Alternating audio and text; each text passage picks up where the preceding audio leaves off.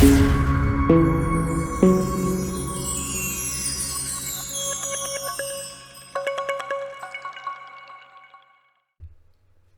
guys, and welcome back to my beginner's guide for Lord of the Rings Rise to War. In this episode we're going to be having a look at all the new ring abilities and showcasing exactly what they mean and how this differs from the old ring. So if I just click in the bottom left on the ring, you'll see we bring up a menu here showing all of the new ring skill trees. To begin with, I'll take a look at the all-purpose tree. So, the first thing you'll note is that the dominance ability, which used to be the central node of the ring abilities, is now contained itself within the all-purpose tree. This is of course the tree that you unlock right at the beginning and will have access to right from the beginning of your journey. So the dominance node, what this does is every time you put a skill point into this, you gain 10 more tiles to your tile limit. Simple as that, same as it used to work previously. Normally you'll get an extra slot available to put into this ability every 10 ring levels. Coming off this, you have two different options. The first of this is the extract option. So the way that extract works is similar to how gathering used to work, except for you no longer have to wait, at least for this, you don't have to wait to get the resources. So if you were to click on a tile, then you click on ring and then extract, it will show you how many resources you get from this tile. It will not clear the tile or anything like that. It will just be you get a certain number of resources based on the level of tile that you choose to extract from. So always try to extract from a tile that's the highest power level that you have at the time. This always costs 3 ability points, exactly the same as the old gathering as well. Though I will note that gathering, as you'll see later, is still in the skill tree. So the difference between the two are, with extracting, you get the resources immediately and you don't have to use a commander's stamina. However, you will get a lower amount of resource generation compared to gathering. The next option in the all-purpose skill tree is the time out of time option. So what this allows you to do is to finish construction immediately on one of your buildings within your keep if you have less than 10 minutes remaining. So this is a particularly useful and it's a brand new ring ability as well. It's particularly useful at the beginning of your journey where a lot of your constructions will take under an hour. So quite often you'll be able to use this to speed up a lot of the time. Each time you do this, it costs 1 ability point. So if you go into your keep and view what you're building,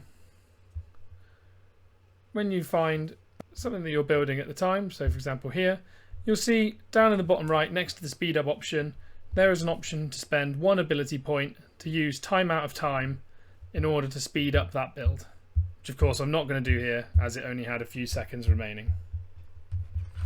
But this is a particularly handy option again right at the beginning, just to speed through a few of your buildings without having to use speed up items, as quite often your ability points at the beginning you won't use too much. Though of course I would recommend being wary how often you use this, as you may want to save your ability points at the beginning to do extraction as much as possible to keep your resources up rather than spending them speeding up buildings, particularly when you have access to other speed up items through, say, sweeping or through, say, Heart of a Hero at the weekends. Both of these, I would say, time out of time and extract, once you've put a point into those, when you reset your ring, these points do not get removed, so these are unlocked permanently when you put a skill point in. The same goes for dominance points as well. Coming out of time, we have 2 more options which come back from the former the ring setup. With this we have Abundant Might and Abundant Wisdom. Both of these you can put up to 10 points in and they'll give you up to 10% more might or focus for your commander, so be able to deal more damage or keep more troops alive. The second node we have available is the resource node, This unlocks at ring level 10, and it begins with the enormous power option. The enormous power option is essentially exactly the same as the control option was in the former ring. This is useful now, however, as you don't have to spend ring points getting all the way up to the control point. Instead, it just starts as soon as you get to ring level 10. So what this does is this gives you 10 more maximum ability points. What this also does that is not stipulated in here is you get a full generation of resource points. So if you only have 20, say, all of these regenerate within a certain amount of time. If you have 30 resource ability points, all 30 will regenerate in exactly the same amount of time as 20 if you only had 20. So what this means is, if you increase your maximum ability points all the way up to 30, you'll actually gain ability points at a quicker rate than you would without it. So therefore, as soon as you get to ring level 10, I would definitely recommend resetting your ring and putting as many points as possible into this option so that you have as many ability points as possible. Again, this is another node that if you reset your ring once you've put points into this, these cannot be removed. The same goes for the next two skills. So the first of these I'm going to run through is Clairvoyance. What Clairvoyance does is it allows you to obtain information about the first two defensive armies on a tile. It can also be used on enemy land, but it can't be used on opposition settlements. So this means this skill will actually become hugely useful, particularly when you get into war, as it will allow you to see two enemy armies positioned on a tile. So what you can do is you can click on an empty tile, such as this one here. If you click ring, then you have the option for Clairvoyance, which costs 2 skill points. And then it will give you the information about the two armies on the tile. Where I personally think this will be very, very useful is if you're aiming to take your first 200 power tile. You could send a scouting army at first to all the 200 power tiles in your area, and once you find one that has a positive army at the beginning, or an army that you're willing to face, you could use Clairvoyance just to check that the second army behind is not too strong and not going to cause you hassle, at which point you could then take your first 200 tile. Outside of that, as I said, I think its main usefulness will be in war, where you can see the details of the commander and enemy you're about to face. The next skill in this skill tree is a familiar one again. As mentioned earlier, this is Gathering. So this costs time and commander stamina. However, you will get more resources compared to Extraction.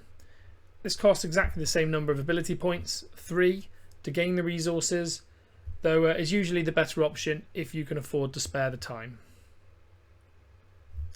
Coming out from this, you have 4 different options, which are abundant stone, grain, wood and ore. Again, all familiar from the previous ring. What this does is increase your production rate by 10% if you put 10 ability points, 10 ring points into each of these skills, so up to 10% for each one, and this just increases the production of your resources. The third skill tree in the bottom right, which unlocks at level 30, begins with Abundant Endurance. Now this, frustratingly, in the previous ring setup, this first Abundant Endurance ring node unlocked at ring level 12, so now you have to wait all the way until ring level 30, which is frustrating as its ability is fantastic in that per ring point you put into this, you gain commander stamina plus 3. So therefore you can gain a maximum of plus 30 stamina for your commander, which is a huge gain, to be honest, and I think it's quite a big loss that it's moved to this far out. However, once unlocked, it is a fantastic skill, so I definitely recommend putting ring points into this, as obviously having more stamina means you can take more tiles to get more resources, you can sweep more with the commanders that you don't use, and also you can have more movements in war, so this is always a beneficial skill to have. Coming off of this, there's only one skill, and that skill here is Mind Sharpener. So for those who don't know, Mind Sharpener is replacing mock battling in the new seasons. So what this means is you can spend commander stamina in order and ability points, sorry, as well, in order to get XP for that commander. Unlike the previous ring setup, mock battling no longer requires 20 stamina and then you have to spend 10 ring points to bring that down to 10. Mind Sharpener defaults at 10 stamina per, let's say, per amount of time that you want to use Mind Sharpener for, or per block of experience. So yeah, the amount of XP you gain depends on the duration and land power of the tile. So always make sure, again, to do it on your highest power tile. And I wouldn't really recommend this. Usually I wouldn't really recommend it other than on a tile of 300 power, but definitely not on anything lower than 200. The way you would do this is, once again, once it was unlocked, you would just click on the tile, you'd click ring again, and similar to where extract, clairvoyance and gather would be as well, you'll see Mind Sharpener, which will give you the option. Coming off the Mind Sharpener tree, the first most important one in my opinion is this here, which is considerable XP. What this does is this gives you a bonus 1% experience for your commanders per skill point you put into this. Again, this is quite a big loss as this was early in the skill trees in the previous ring setup.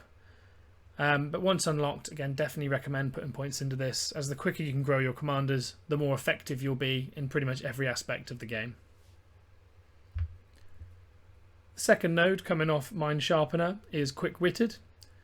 What this does is it gives a very large boost to the amount of experience that you gain through using Mind Sharpener. And it's actually a huge boost. So per ring point you put into this, you get an extra 10% experience gain up to a maximum of 100%, so double experience. Again, if you're going to be mock battling or mind sharpening, a lot, definitely put skill points into this. Though of course with Mind Sharpener you are limited by the number of ability points you have and the stamina of your chosen commander. So whether this is more valuable than, say, considerable XP, I'm not so sure. Definitely useful maybe later in the season, but to begin with I'd perhaps think twice before putting too many points into this. Last up in this tree is Powerful Sweeping. What this means is against non-player armies, so armies that are contained on tiles or say neutral unit camps, you get bonus damage dealt to these of 1% per ring point. This can be very useful when trying to, as I said, take tiles to minimise the amount of losses you have, or say you're trying to farm experience on a neutral camp tile. This will allow you to do more damage and therefore gain more experience per hit. Last but not least, we have the level 50 skill tree, which begins with military fortifications. This ring skill is a combination of the previous fort limit and fort durability ring skills, which is a brilliant change in my opinion, as previously to get the extra durability for your forts and gain the number of forts you'd have to use 20 ring points, whereas now you only have to use 10. Though I would say the number of forts, so the fort limit, has gone down to 1 per skill point rather than 2 or 3 there was in the last skill. So you're now more limited on the number of forts that you can possess. So this makes things such as ruins significantly more valuable in the game, as you can therefore capture the ruins and they don't count towards your fort limit. Coming off of military fortifications, we have Abundant Force. I can see why they made this a level 50 skill, as in the late game this will be a very, very valuable skill. What this does is reduces your conscription or hiring time of units or neutral units by 1% per ring point, up to a maximum of 10%. If you're generating troops 10% faster than your opposition when in war, obviously you'll have a massive advantage. So this is a very important skill to get late in the game, but not so important now. Now, some of you might have spotted the next ring skill which comes up, which in my opinion is a huge change for the game, and in my opinion not one for the better. They've moved the Long March feature to a ring power, and a level 50 ring power at that. So a long march Previously, this was automatically unlocked through completion of your chapters. But what you could do is you could select or find an area within the regions you control. So say if I wanted to move down here, I could move down here away from where there's the fortress, but has adjoining tiles. I could usually have clicked on a space next to here, and despite being out of range, I could have clicked on my commanders and I'd have a long march option, which would spend 10 ability points to march to this area without needing to put a bunch of forts in between, as long as it was within faction-owned land. So this is very useful, say, if you had a poor starting position, or if you wanted to quickly move from one front to the other to assist your fellowship in war when there's not a fortress up. And again, all this costed was 10 ability points. However, now they've made this a level 50 ring skill, particularly what I said about relocation becomes important, as you won't be able to just march to another piece of your faction's land right from the beginning and put yourself in a beneficial position.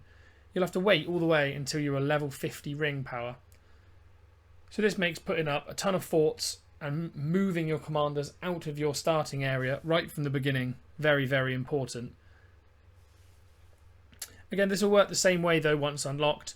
Once you have it, you'll be able to go to your faction-owned land, just spend 10 ability points and you'll long march to that area. And the last ring skill to talk about is Abundant Alacrity. I'm not sure if that's pronounced right. But what this gives you is a bonus to your march speed. So this is when your commanders are moving around the map. It always takes a certain amount of time. If you put 10 ring points into this, they'll all do that 10% faster. Useful in war, but not the most important skill, in my opinion. And the last couple of changes I should mention is now ring power is all housed within the ring menu. Previously, you would have had a collect option just above your chat. That's no longer required. Instead, it's all self-contained within this ring menu. And when you want to level up your ring, you just click this upgrade button and it channels the power in this like status progress bar under your ring straight into the ring and you level up. So that's all the changes that they've made, and that's all of the new ring powers. Please let me know in the comments below what you think of these changes. Personally, I think some of these could be very beneficial, particularly for early game. I love the new extract feature and I like the look of Mind Sharpener, and I just think it's a little bit more efficient. However, personally I'm not as much of a fan of long march moving and also how long it takes to unlock some of these very beneficial skills. But that's just me, so yeah, let me know what you think in the comment section below. Anyway, I've been HJW Gaming. I really hope you've enjoyed this video and I really hope to catch you on the next one.